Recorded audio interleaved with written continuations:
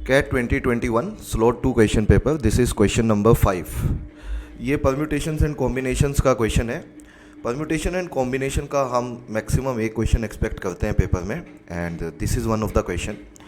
और इस पे कौन से कॉन्सेप्ट पे है पहले मैं वो बता देता हूँ आपको। ये इस कॉन्सेप्ट पे क्वेश्चन है कि जहाँ पे हमारे पास n आइडेंटिकल बॉल्स हों, n आइडेंटिकल बॉल्स अगर हमारे पास हैं और हमें उन्हें r डिस्टिंक्ट बॉक्सेस में पुट करना है, r डिस्टिंक्ट बॉक्सेस में पुट करना है, डिस्ट्रीब्यूट करना है, you can say that.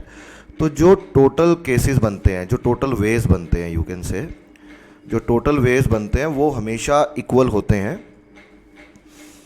n plus r minus one C r minus one के। c इज कॉम्बिनेशन है ना, n plus r minus one C r minus one के। ये कब लगेगा? जब n आइडेंटिकल बॉल्स को हमें r डिस्टिंक्ट बॉक्सेस में पुट करना है, जिसमें कोई बॉक्स एम्प्टी भी रह सकता है, मतलब किसी बॉक्स में जीरो भी जा सकती है बॉल। तो n plus r minus one C r minus one. अब क्वेश्चन पढ़ते हैं। तो क्वेश्चन ये है कि the number of ways of distributing 15 identical balloons, 6 identical pencils and 3 identical erasers among 3 children such that each child gets at least 4 balloons and 1 pencil is। तो basically 3 बच्चों में हमें डिस्ट्रीब्यूट करने हैं। पहले बच्चे को मान लेते हैं A मिलता है, सेकेंड बच्चे को B मिलता है और थर्ड बच्चे को C मिलता है।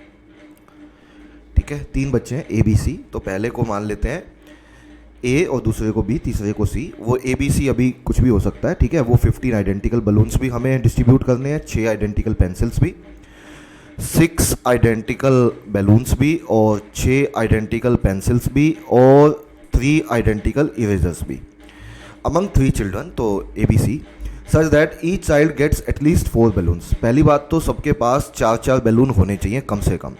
तो ऐसे क्वेश्चन में हम क्या करते हैं, अगर सबके पास 4-4 बैलून होने चाहिए तो पहले आप सबको 4-4 बैलून तो कम से कम दे दो, क्योंकि आइडेंटिकल है, ये फ़र्क नहीं पड़ता कौन से 4 दिए आपने। क्योंकि आइडेंटिकल है, ये फ़र्क नहीं पड़ता आपने कौन से 4 दिए, तो पहले 4-4 तो दे दो, क्योंकि हमें कम से कम 4 देने हैं, ये कंडीशन में है। ऐसे ही कम से कम एक एक पेंसिल हमें देनी ही देनी है, ये भी क्वेश्चन में है। तो अगर पेंसिल की बात करें तो कम से कम हमें एक एक पेंसिल तो देनी ही है, वो एक एक पेंसिल भी आप दे दो, क्योंकि कम से कम हमें एक एक पेंसिल को डिस्ट्रीब्यूट करना है क्वेश्चन में। अब उसके अलावा क्वेश्चन में ये कहा है कि अच्छा, यहाँ पे अगर आप देखेंगे तो इरेजर्स की बात नहीं की गई है। तो अब हम देख लेते हैं हमारे पास लेफ्ट क्या क्या है। तो अगर आप पाएंगे बैलून्स टोटल 15 थे, तो 4-4-4 आपने डिस्ट्रीब्यूट कर दिए। तो बैलून्स जो बचे जिनको हमें डिस्ट्रीब्यूट करना है वो बचे हैं सिर्फ 3, है ना। टोटल 15 थे। पेंसिल टोटल 6 थी, एक आपने कम से कम एक तो डिस्ट्रीब्यूट होनी चाहिए, तो उस कंडीशन को फुलफिल कर दिया। बची 3 जो आप किसी को भी दे सकते हो। और इरेजर्स तो अभी कोई भी डिस्ट्रीब्यूट नहीं किया है, क्यों? क्योंकि कोई कंडीशन नहीं है, तो अभी 0-0-0 पे है और हमें डिस्ट्रीब्यूट करने हैं कितने? 3। तो अब हमें 3 बैलून को डिस्ट्रीब्यूट करना है, 3 पेंसिल्स को डिस्ट्रीब्यूट करना है और 3 इरेजर्स को डिस्ट्रीब्यूट करना है, इस तरह से कि अब किसी के पास 0 भी जा सकता है, क्योंकि जो बेसिक कंडीशन थी वो हमने फुलफिल करवा दी है।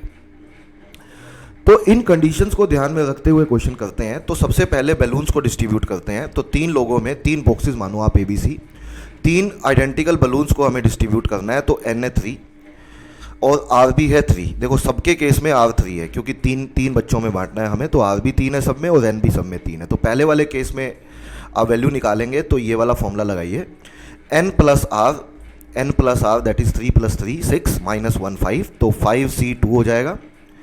5C2 को अगर आप सोल्व करते हैं तो ये केस आ जाएगा 5 फैक्टोरियल डिवाइडेड बाय फॉर्मूला होता है 2 फैक्टोरियल और 5 - 2 3 फैक्टोरियल। इसे यदि हम सोल्व करते हैं तो this value comes out to be 10। ये वैल्यू सोल्व करके 10 आ जाती है हमारी, है ना। 5 फैक्टोरियल को हम 5 × 4 × 3 फैक्टोरियल लिख सकते हैं, और 3 फैक्टोरियल से 3 फैक्टोरियल ऊपर नीचे कैंसिल आउट हो जाता है। तो वैल्यू आ जाती है हमारी कितनी? वैल्यू आ जाती है 10, क्योंकि 2 फैक्टोरियल 2 होता है, तो वैल्यू 10 आ गई। सेम वे से नीचे वाले के भी 3 + 3 - 1 यही वाला फॉर्मूला लगाओ, C2 2 हो जाएगा। तो 5C2 10 केस ये बनेंगे, और नीचे वाले इरेजर्स के लिए भी टोटल 10 केस बनेंगे, ठीक है। 5C2 तो 10 केस बनेंगे। अब मसला यहाँ पे आता है कि अब इनका क्या करें, इनको प्लस करें, मल्टीप्लाई करें, क्या करें? तो उसके लिए हमें समझना पड़ेगा कि हमें केवल बैलून्स या केवल पेंसिल्स या केवल इरेजर्स डिस्ट्रीब्यूट नहीं करने, हमें बैलून्स भी करने हैं एंड पेंसिल्स भी करनी है एंड इरेजर्स भी करने हैं। तो परम्यूटेशन कॉम्बिनेशन का कॉन्सेप्ट है, जब भी बीच में एंड आए, जब भी बीच में एंड बनता दिखे आपको, तो आपको हमेशा मल्टीप्लाई करना होता है, और जब भी बीच में और बनता हुआ दिखे तो आपको ऐड करना होता है। जब भी बीच में और बनता हुआ दिखे तो आपको ऐड करना होता है। लेकिन यहाँ पे एंड बन रहा है क्योंकि आपको बैलून्स को भी डिस्ट्रीब्यूट करना है एंड पेंसिल्स एंड इरेजर्स को भी।